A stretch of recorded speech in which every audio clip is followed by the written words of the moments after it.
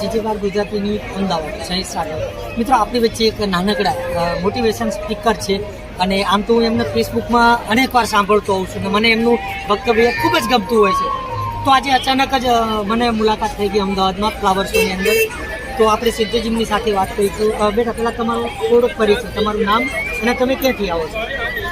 મારું નામ હરિયાલી અમિતભાઈ ચોવડિયા છે અને હું રાજકોટમાં રહું છું. ખાસ કરીને તું કેટલા વર્ષની છું? અત્યારે મારું 10મું ચાલે છે. 10મું. આજે તું મસ્ત સરસ મજાની તું વાર્તાઓ કહેશ અથવા મોટી સ્પીકરમાં તું જે બધાને સંદેશો આપે એ પ્રેરણા તને ક્યાંથી મળી?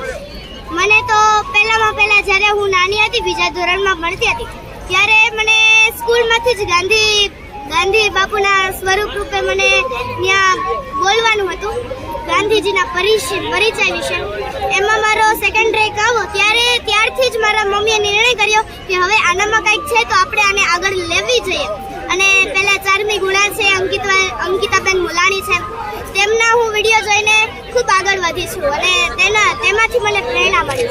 ખાસ કરીને કોઈ બી અમારા દર્શક મિત્રો તને જે ગમતી હોય નાનકડી વાર્તાઓ તું ભલે અને તને કોઈ બી ગમતું હોય અમારા દર્શક મિત્રોને સંભળાય.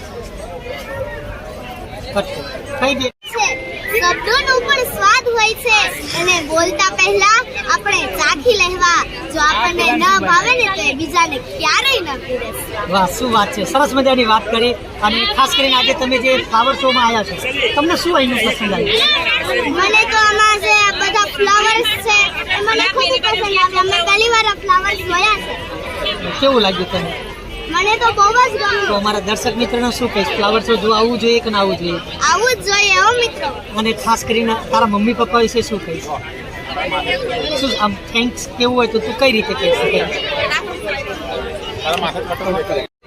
હું દીકરીના માતા પિતા હોય કે દીકરાના માતા પિતા હોય તેના માતા પિતાને હું એટલો જ સંદેશ આપીશ કે ફીથી જ માત્ર શિક્ષણ જ નહીં પણ ઘરનું વાતાવરણ અને સંસ્કાર પણ જરૂરી છે. વાહ, થેન્ક યુ. ખૂબ સરસ. ધન્યવાદ.